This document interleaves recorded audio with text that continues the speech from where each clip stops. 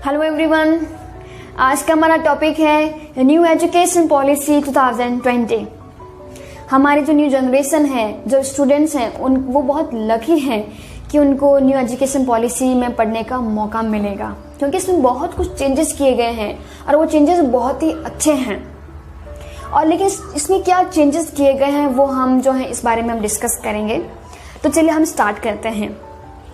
सबसे पहले जो न्यू एजुकेशन पॉलिसी है वो आफ्टर 34 इयर्स के बाद चेंज किया गया है।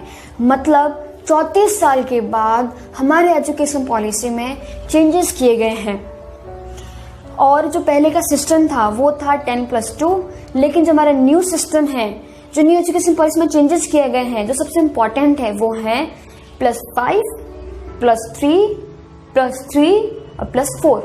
ऐसे करके 4 कैटेगरी बनाई गई हैं। अब +5 के अंदर क्या है? जो +5 है उसके अंदर जो 3 साल होंगे वो प्री प्राइमरी विंग के होंगे और जो 2 साल होंगे वो हैं क्लास 1 और क्लास 2 के लिए। और ये जो स्टेज है वो कहलाएगी फाउंडेशन स्टेज। मतलब इस फाउंडेशन स्टेज में बच्चों की नींव मजबूत कराई जाएगी और इस फाउंडेशन स्टेज में बच्चों के लिए स्पोर्ट्स जो सबसे ज्यादा इम्पोर्टेंट कराया जाएगा और एक्स्ट्रा कोकुलर एक्टिविटीज हैं इन सब पर फोकस कराया जाएगा और इन्हीं के थ्रू बच्चों को पढ़ाया जाएगा। मीन्स अब बच्चों का किताबों का जो बोझ है वो कम कर दिया जाएगा और एक तरीके से बच्चों को नेक्स्ट फर्दर स्टडी उसके लिए रेडी किया जाएगा और उसका इंटरेस्ट जो है स्कूल के लिए और किताबों के लिए वो डेवलप कराया जाएगा। ये हो गया फाउंडेशन स्टेज। अब हम नेक्स्ट जो 3+3 हैं उनके बारे में हम बात करेंगे। जो +3 है उनमें जो क्लासेस हैं वो हैं क्लास 3, क्लास 4 और क्लास 5। जो इन क्लासेस के अंदर जो सबसे बड़ा चेंजेस किया गया है वो है लोकल लैंग्वेज। मीन्स अब बच्चों के लिए जो बच्चे इन क्लासेस के जो बच्चे हैं वो अब लोकल लैंग्वेज में पढ़ाई करेंगे। उनके जो रीजनल लैंग्वेज है उनमें ही उनको पढ़ाया जाएगा। मतलब अब कोई भी स्कूल आपके लिए इंग्लिश जो है कंपल्सरी नहीं रख सकती। अब कंपल्सरी जो बैरियर जो था वो खत्म कर दिया गया है, लेकिन जो इंग्लिश मीडियम था वो अब खत्म कर दिया गया है। इसमें वही बेसिक इन्फॉर्मेशन, जो बेसिक सब्जेक्ट होंगे वो आपको पढ़ाए जाएंगे।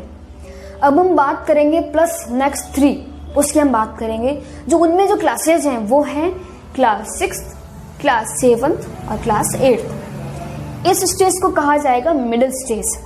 और इस मिडिल स्टेज में जो सबसे बड़ा चेंजेस किया गया है वो है कंप्यूटर कोडिंग और इंटर्नशिप। मतलब इन क्लासेस में बच्चों को कंप्यूटर कोडिंग सिखाई जाएगी ताकि बच्चे बहुत एडवांस में ही जो है कंप्यूटर सीख जाए और अगर जिस भी सब्जेक्ट में बच्चों का इंटरेस्ट है उस सब्जेक्ट में वो बच्चे इंटर्नशिप कर सकते हैं। इसके लिए स्कूल मना नहीं कर सकती। बच्चा स्कूल के बीच में से जा सकता है कहीं पर भी इंटर्नशिप करने के लिए, भले वो कंपनी ही क्यों नहीं हो। और वही जो बेसिक सब्जेक्ट होते हैं बच्चों को पढ़ाए जाएंगे, like maths, Hindi, English, humanities, social science, ये सारे सब्जेक्ट पढ़ाए जाएंगे। और अभी जो न्यू एजुकेशन पॉलिसी है इनमें संस्कृत और हिंदी पे बहुत ज़्यादा फोकस कराया गया है। अब हम बात करेंगे +4। उसके अंदर है क्लास 9, क्लास 10, क्लास 11 और क्लास 12। इनमें जो सबसे बड़ा चेंजेस किया गया है वो है सेमेस्टर सिस्टम। हाँ जी, इन क्लासेस में अब सेमेस्टर सिस्टम होगा। अब बच्चे को साल में 2 बार एग्जाम देना होगा, लेकिन बच्चे ये नहीं समझे कि हमारा बोर्ड एग्जाम खत्म हो गया है। नहीं, आपका बोर्ड एग्जाम होगा, लेकिन साल में पहले 1 बार होता था एग्जाम, अब आपको साल में 2 बार देना पड़ेगा। मतलब अब बच्चों को पूरे साल भर पढ़ाई करनी पड़ेगी ताकि बच्चे अच्छे से स्टडी करें और आपकी जो बेसिक नॉलेज होती है, जो सबसे इम्पोर्टेंट नॉलेज कही जाती है 9 से लेकर 12 तक, वो आपको अच्छे से लर्न हो पाए। और इसमें जो रिपोर्ट कार्ड जो पहले की तरह बनते थे वो अब चेंज कर दिए गए हैं। अब 360 डिग्री एंगल से जो है रिपोर्ट कार्ड बनेंगे। जैसे कि इसमें आप आर्ट्स में कैसे हो, आप म्यूजिक में कैसे हो, आपकी मानसिक स्थिति कैसी है, स्पोर्ट्स, इन सब के पॉइंट जो हैं इस रिपोर्ट कार्ड में अवेलेबल होंगे। और सबसे इम्पॉर्टेंट चीज़, आप खुद को भी मार्क्स दे सकेंगे, लाइक सेल्फ एनालिसिस, और आपका जो क्लासमेट है वो भी आपको मार्क्स दे सकेगा। और इस तरीके से आपको क्लास में एक अच्छे से बिहेवियर है अपना वो मेंटेन करके रखना पड़ेगा। अब जो सबसे इम्पोर्टेंट 11th 12th के लिए वो क्या है? हमारे जो बॉर्डर थे सब्जेक्ट के, लाइक आर्ट्स वाले आर्ट्स ही ले सकते हैं, साइंस वाले साइंस और कॉमर्स वाले कॉमर्स, इन तीनों के बीच में अब बॉर्डर है वो खोल दिए गए हैं। अब कैसे?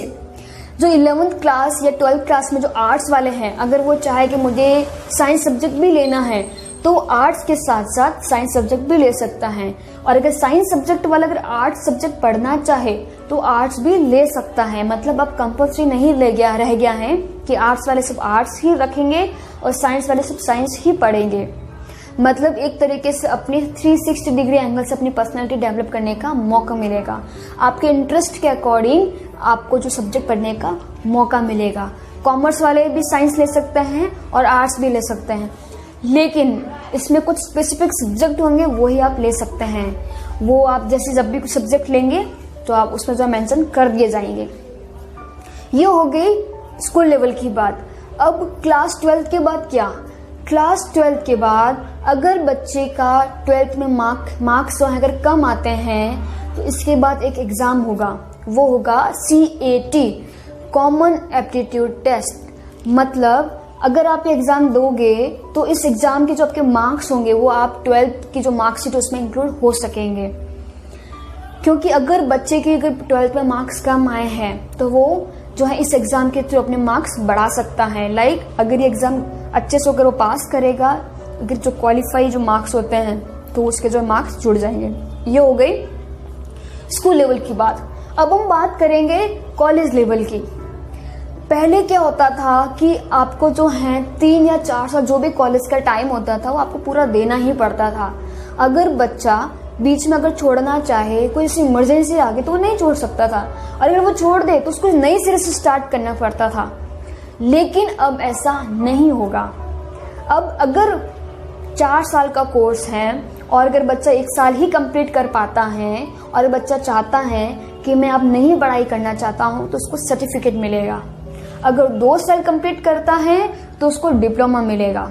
अगर 3 साल कंप्लीट करता है तो उसको बैचलर ऑफ डिग्री मिलेगी, और अगर वो 4 साल कंप्लीट करता है तो उसको रिसर्च के साथ बैचलर ऑफ डिग्री मिलेगी, और इससे स्टूडेंट को बहुत ज़्यादा बेनिफिट होगा। ये हो गई कॉलेज लेवल की बात।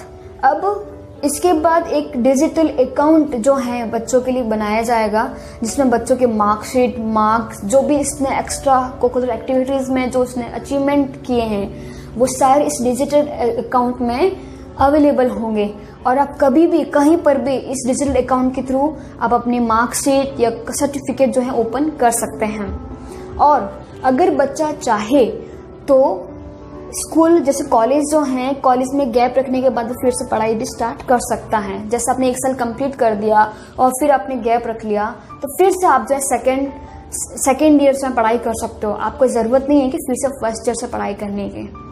तो बच्चों, आपको पता चल गया होगा कि क्या चेंजेस हुए हैं और क्या इसमें आपके लिए बेनिफिट हैं। आप सीरियसली बहुत लकी हैं कि आपके लिए इतने सब कुछ न्यू टेक्निक्स आई हैं, और एक तरीके से आपकी जो पर्सनालिटी है वो एक डेवलप कराई जाएगी। ये जो हमारा टारगेट है, जो बच्चों को एक न्यू एजुकेशन पॉलिसी के थ्रू एक 360 एंगल से पर्सनालिटी डेवलप कराने का है, वो है 2050 तक, ताकि बच्चे अच्छे से पढ़ाई कर सके अपने। तो बच्चों, अगर आपको कोई क्वेरीज हैं तो आप कमेंट में लिख सकते हैं। आई थिंक मेरे हिसाब से मैंने अपनी जो सारी इन्फॉर्मेशन है मैंने आपको एक शॉर्ट तरीके से दे दी है, लेकिन इसके बाद में भी आपको ऐसी कोई भी क्वेरीज हैं तो आप मुझे प्लीज़ कमेंट में लिख सकते हैं। मैं डेफिनेटली इसका आंसर दूंगी। तब तक के लिए थैंक यू। जय हिंद।